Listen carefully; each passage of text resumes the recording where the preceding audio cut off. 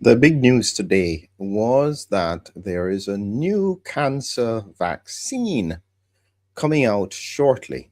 So, Moderna, in conjunction with Merck, have worked together to release their phase 3 good news today that caused the share prices of Moderna to jump 160%. They know that we are going to get a massive cancer wave. The investors know. The only people who don't seem to know are the unsuspecting public who haven't been asking enough questions. That's as bluntly as I can say it.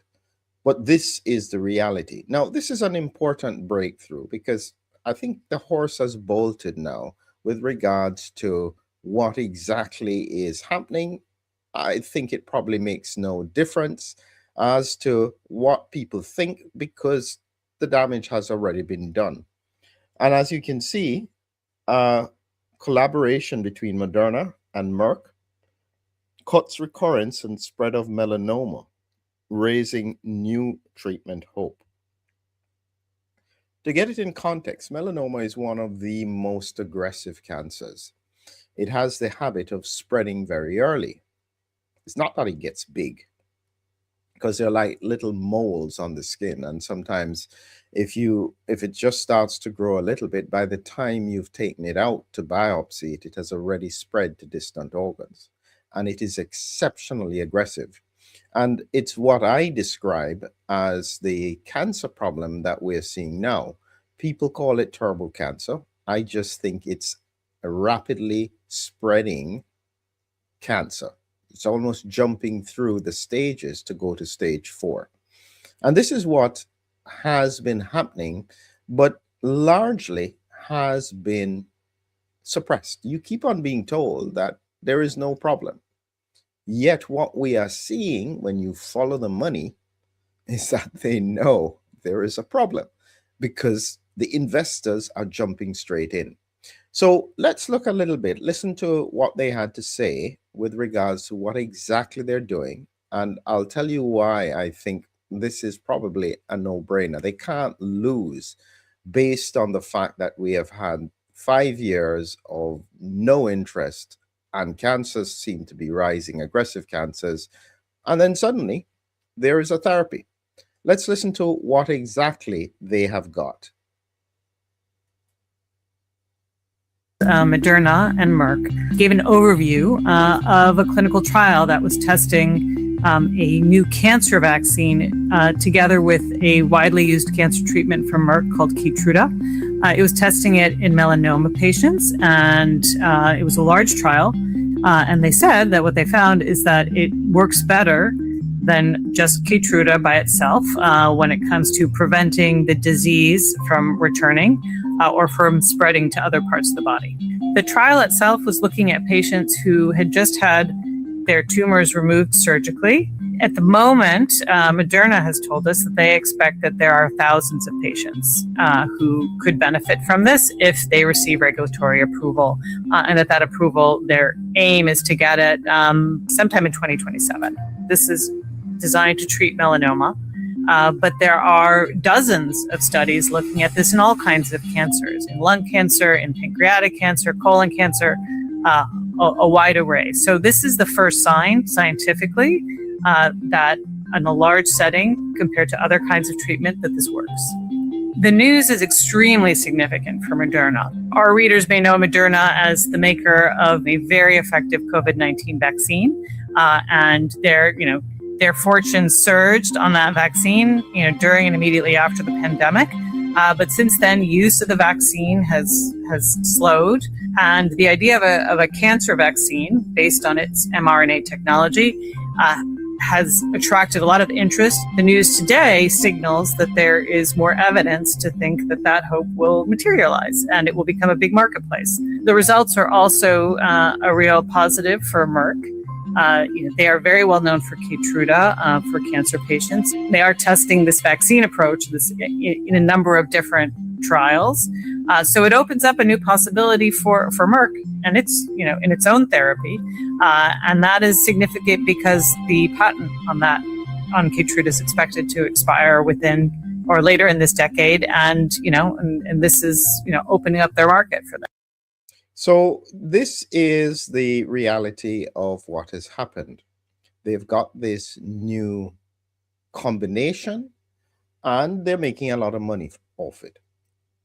I had said this easily. I've been talking about this actually for years now. And it was initially considered to be misinformation, but everything I was looking at indicated that this was going to be a problem.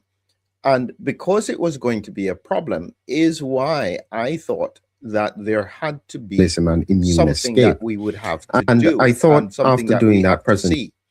And so when I did this presentation, this was in February, and I was looking at the situation with regards to increased risk of cancer post-infection, a hidden switch that could accelerate cancer, and linking it to CD147 and the virus actually entering cancer cells and driving the aggressiveness of the disease. If you want to read the article, it's in the description. It's free for you to look at, and you can see the video. And this is an important concept because we have a number of factors that are coming together. Not only, well, I have to be careful with what I say because there is an elephant in the room in the context of cancer cases. There is no acknowledgement as to exactly what the cause is. It is just presumed that this is related to gradually increasing levels of cancer across society. I think that this is far more complicated, but I am not able to prove that. And so we have no other option but to trust the fact that no specific research has been done. But let me give you some context so that just in case you end up in a situation where someone is telling you that, listen, there is no evidence. This is very important. There was a study that was done in mice, and this is what they did. And you can't see the full thing. This is just in June of 2026. What they did is they injected lipid nanoparticles, so not the mRNA itself, just the shell, the lipid nanoparticles, into a mouse model, and they found that it promoted the spread of tumor metastasis in a mouse model. And this is something that we don't have a clear answer for. It clearly increased the spread of it. It seemed to do it by triggering localized inflammation at the injection site, triggering systemic changes. It seemed to affect the neutrophils, and it seemed to damage the mitochondria. And all of it together seems to have led to the promotion of cancer spread, tumor metastasis, in the context of just the lipid nanoparticles. So the injection of LNP induces inflammation at the site of origin and necrosis of muscle cell, releasing damage-associated molecular patterns, including mitochondrial DNA. And this then promotes the spread, and the ultimate result is a significant enhancement in the ability of tumor cells to spread to the lungs.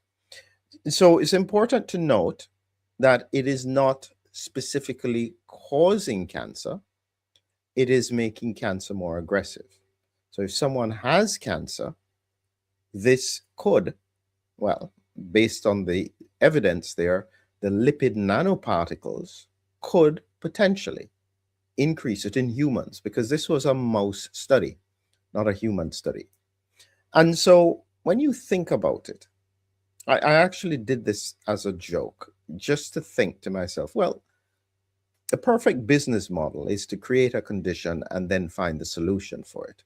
I think this is how antivirus companies work. They would create the virus, and then in order to protect your computer, you then have to buy the antivirus program.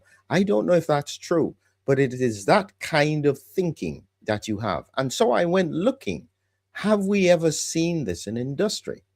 And yes, we have. Guess what? In the past, we had a situation where Philip Morris International, one of the largest cigarette companies, they bought Vectura, a company developing inhaled medicine for COPD and asthma. Now that makes perfect sense. You can't lose. You get people to smoke, they get COPD, you have a treatment for it. It's perfect. Additionally, another example. So this is not new. Purdue Pharma aggressively marketed OxyContin. This was an opioid drug for pain. And guess what they did? They then created a drug for rapidly dissolving buprenorphine formulation for opioid dependence. They had a patent on it. It's brilliant. I mean, this is pharma at its financial best. It may not be ethical, but it certainly makes a lot of money if you can get through with it. And even with regards to the fact that many tobacco companies are investing in nicotine replacement, vapes, and the similar kind of things, that works extremely well as a model. If somebody doesn't smoke, you sell them a vape. That is business, vertical and horizontal integration, so that you always have a business model. And so here we have it potentially again, because remember, you can't, for those who call this misinformation, I am telling you, this is the research. I didn't make this up. Look carefully so that you understand. They use lipid nanoparticles. This is June of 2026. This is just a few months ago. And they found that it promoted tumor spread in animals that had a tumor. Now, people will argue that there is no evidence that this would happen in humans. The problem is there is no evidence that it wouldn't, because we haven't had those kinds of studies. This is the problem. We haven't checked for that kind of carcinogenic impact because it was a vaccine. It didn't need to go through those kinds of tests. If you look at all the inserts, it will tell you this is not necessary. So we don't know. It's a possibility. But guess what? Cancer is increasing. We don't know the cause. It's just because more and more people are getting older. They have lots of toxins around them. There is air pollution, climate change.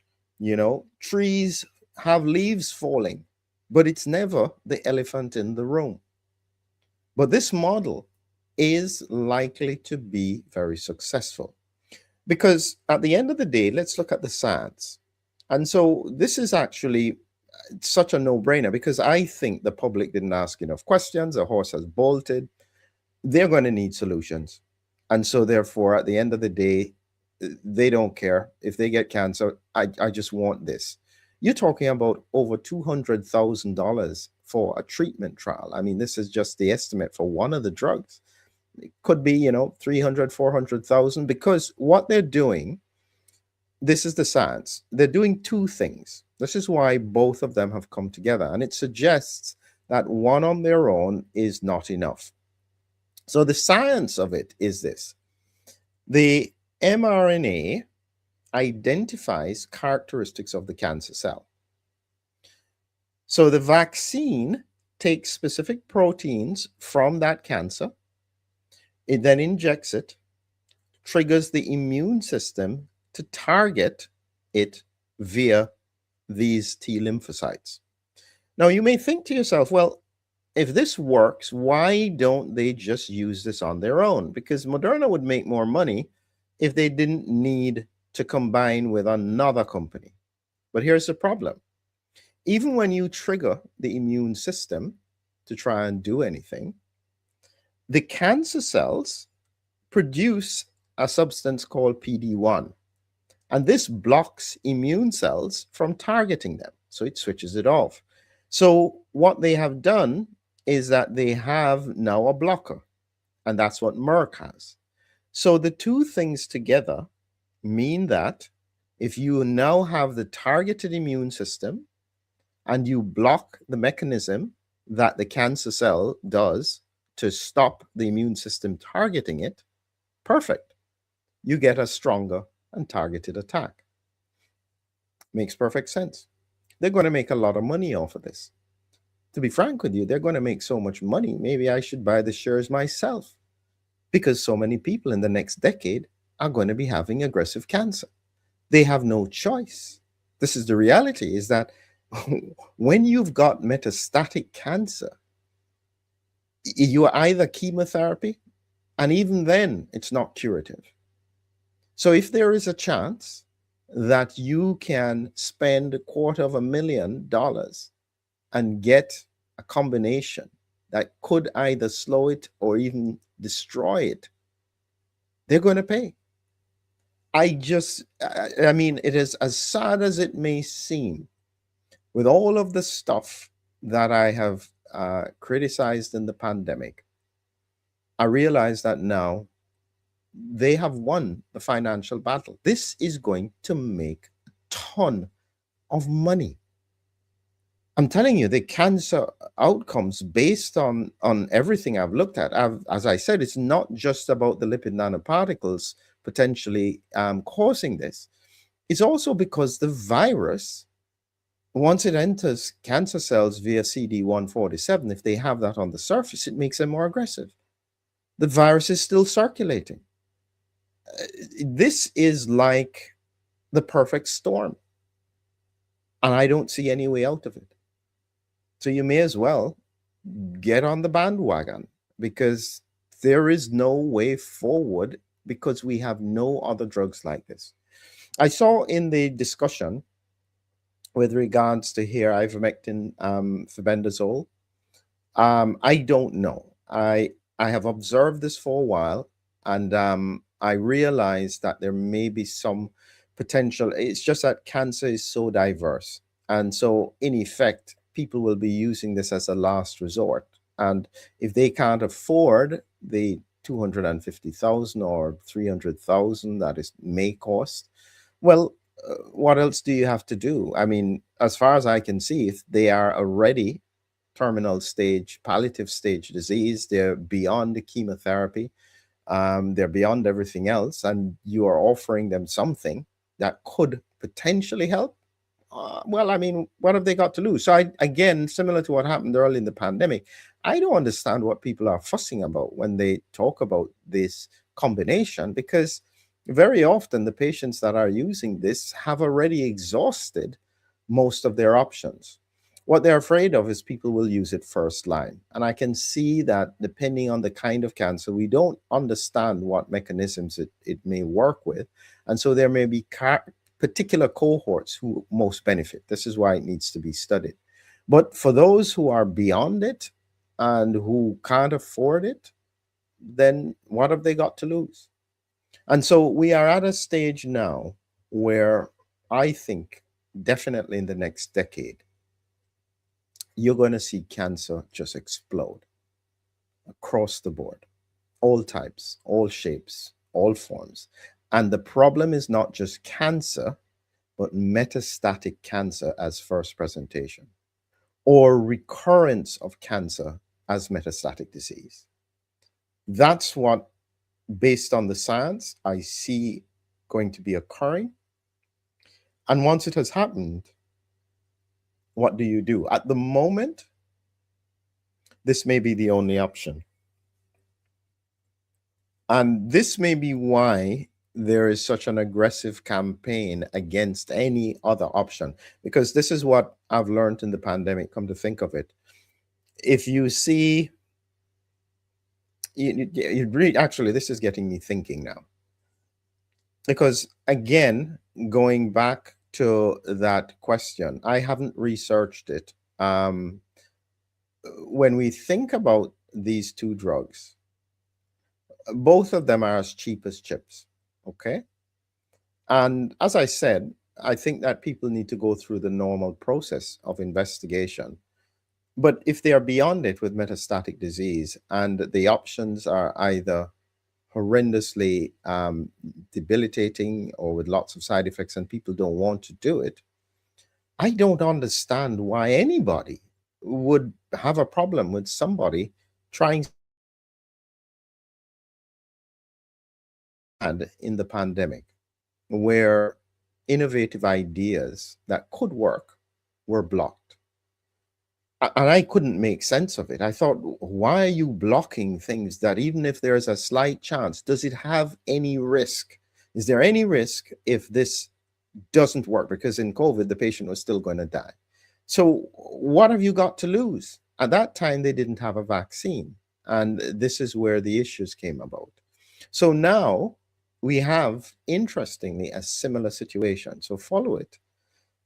What we have here is that more advanced cancer seems to be occurring. It's very, very aggressive. This is what you will hear with the friends and families who get cancer.